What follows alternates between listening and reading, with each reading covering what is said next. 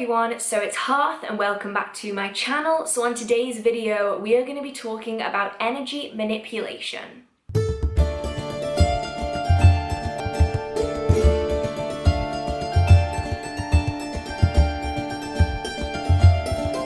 So this is a continuation of my beginner witchcraft series that I will link in the card just up here for anyone that wants to learn a little bit more. Now the topic of discussion today is energy manipulation, probably one of the most useful and vital practices for a beginner practitioner or beginner witch to learn as they start their practice. Now what is energy manipulation and what is it used for? Well, energy manipulation is exactly that. It is the ability to manipulate, move around, gather and contain energy, both our own energy and the energy of the earth, of items, of crystals, of herbs, of trees, and so on and so forth.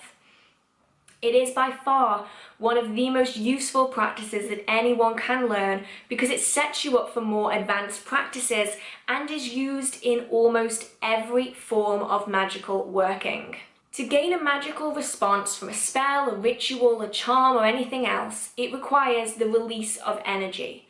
We charge up that energy with our intention, and through whatever means we choose to undertake the working in, we release that energy to the world to gain a magical response. Now, to release this energy, to gather it, to charge it, requires energy manipulation. And that is why it is such a vital practice that beginners learn before they get started.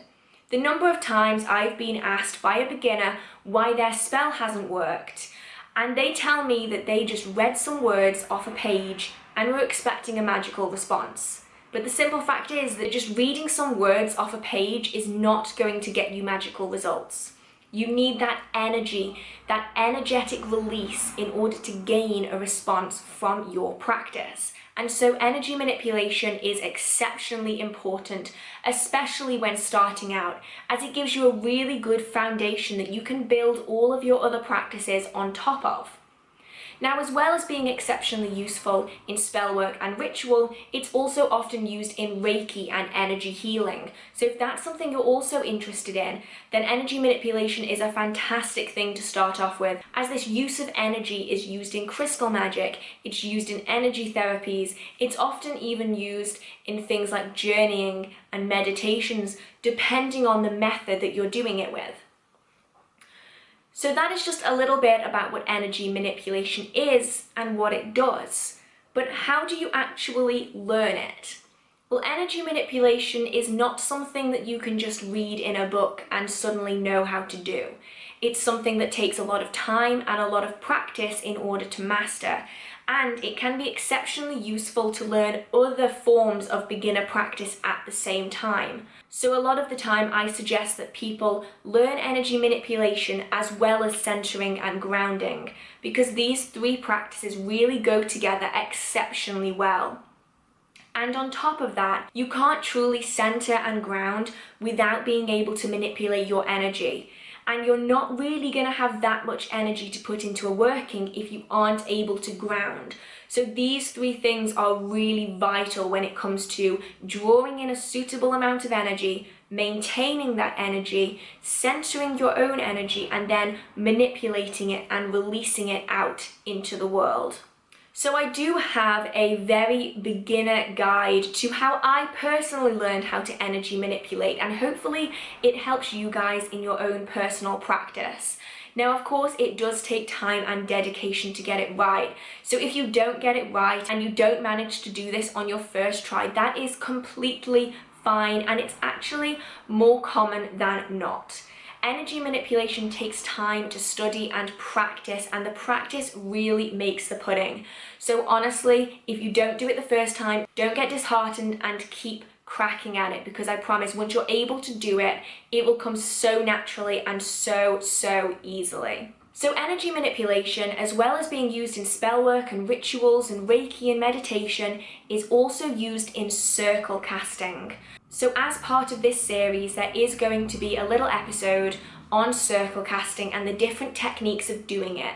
And energy manipulation is a key part of circle casting. So I would really suggest, if you're interested in creating circles, whether they are for your religion or for your magical practice, energy manipulation is really important to learn and to master. So another note just before we get into the technique is that I don't actually know where this form of energy manipulation practice came from.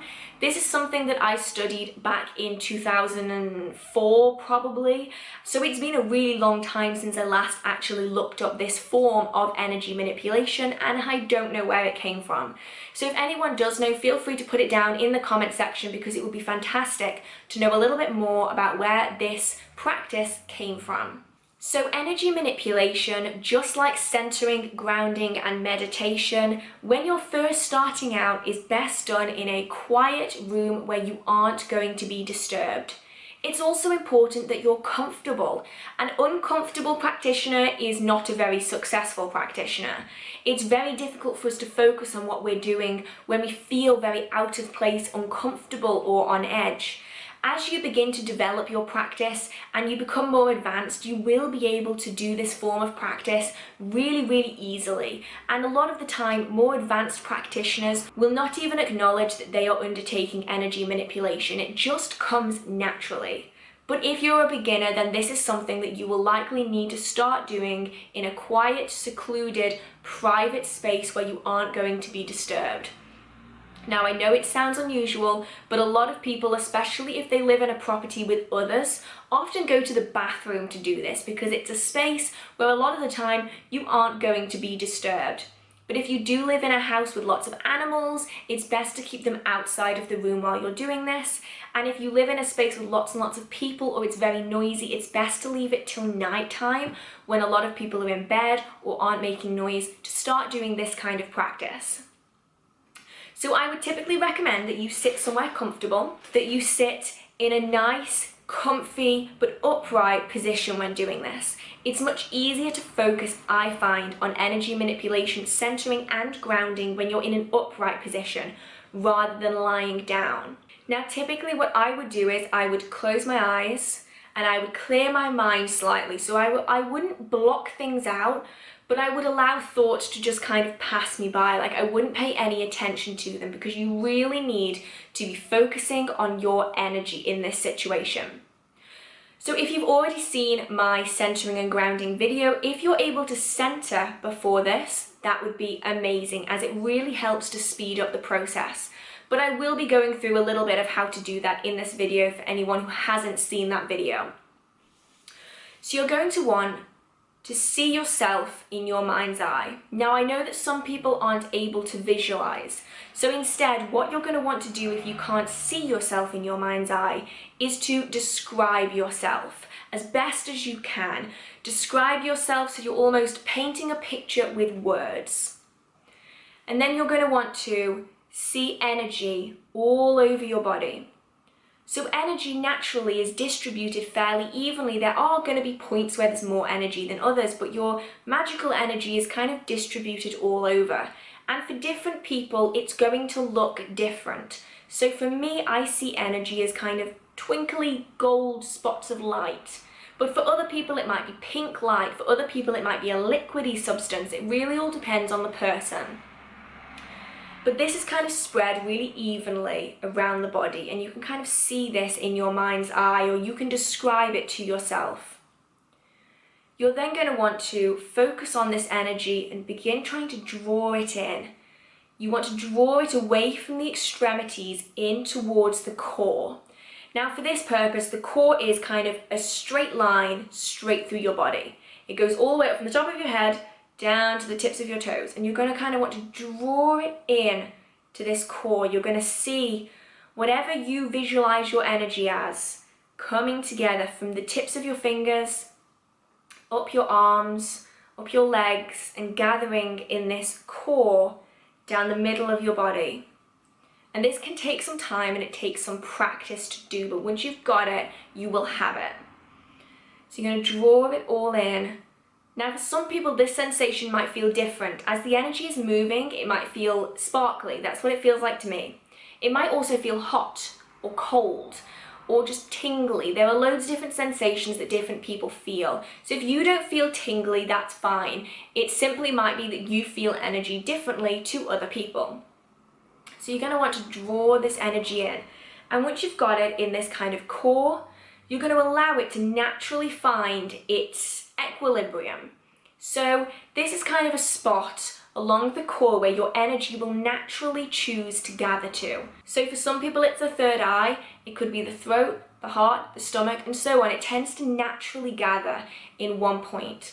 So keep control of it, keep it all in this one space, but you're going to want to allow it to move to where it fits comfortably. Now once you've done this, you're going to have all that energy in almost a ball. So you're going to want to keep this visualization, or keep telling yourself in your mind using descriptions of where it is and what it's doing. So for me, mine gathers in a golden light ball in my stomach. That's just where mine gathers. But for other people, it could be in the throat, it could be in the third eye, and so on and so on. So this is really the first step of energy manipulation. It's actually known as centering, where you center all of your energy into a specific point. And from this, you can then learn to ground. You can direct it out into spell work and ritual. You can do Reiki healing and energy healing and so on and so forth. This is really the first step. Now this step might take some time to get to, because you're going to want to draw that energy in and you need to be able to contain it there. And that's something that I find a lot of people find more difficult than getting it there in the first place. It's the ability to keep it there, to maintain it in this nice, tight, condensed ball. But once you've mastered being able to do that, we're going to want to try to amplify that energy. So you're going to want to increase the volume and then decrease the volume, and you can see it expanding and reducing in your mind's eye, so you can see it changing. And then once you've mastered this increase of energy, where you're going to want to expand it and decrease it, expand it and decrease it, almost like it's breathing, it's alive, you're then going to want to try and move it.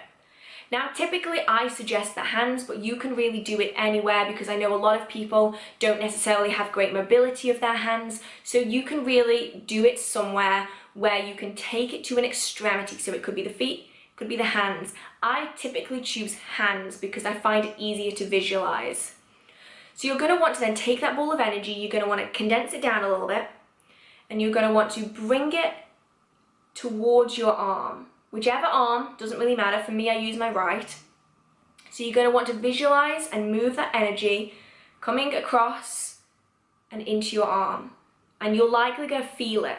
So it feels hot or cold or tingly, and you can feel it moving down. And it can take some real focus to get started, to not let it go, because it's easy enough to get it condensed, but to get it moving and condensed takes a lot of practice. So you're going to want to keep it nice and condensed, move it down your arm to your elbow, and then up towards your hand. And as you come up through your wrist, it's going to gather all across your hand, like all the way across. So from there, that energy is now all sitting in your hand. You're going to want to try and gather it into the palm, so it's a little ball sitting in your hand. You can then expand it out, so you have little balls in the end of all of your fingers. You're going to want to try and do this repeatedly. Take it from the middle of your hand to the fingers, the palm to the fingers, the palm to the fingers, and this can take a lot of practice because it's very easy to let it go.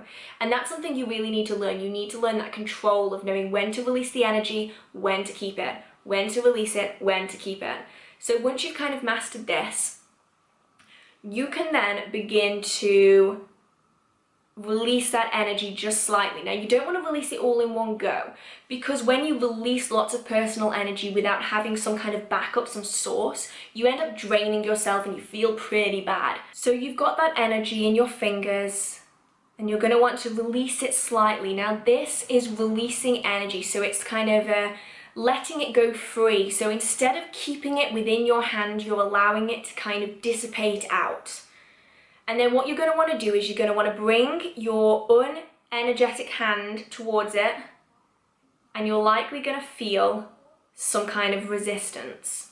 So the best way I can describe it is that it kind of feels like, you know, when you try to push two magnets together, but you try to push the same polarity together, so it kind of pushes back. You get that weird kind of tensiony feeling.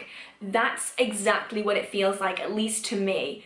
So you're kind of pushing it together and you can feel that kind of resistance somehow.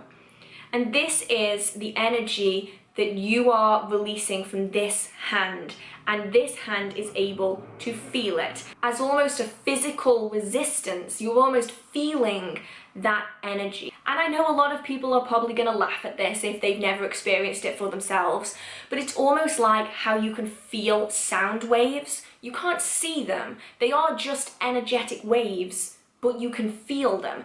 That's similar to what this feels like. And once you're able to practice that, once you're able to master that, you can then direct that energy into items. And this is how you enchant objects and items. This is how you charge spell candles and amulets and talismans. So once you're able to feel this energy, you can then draw it back into your hand again.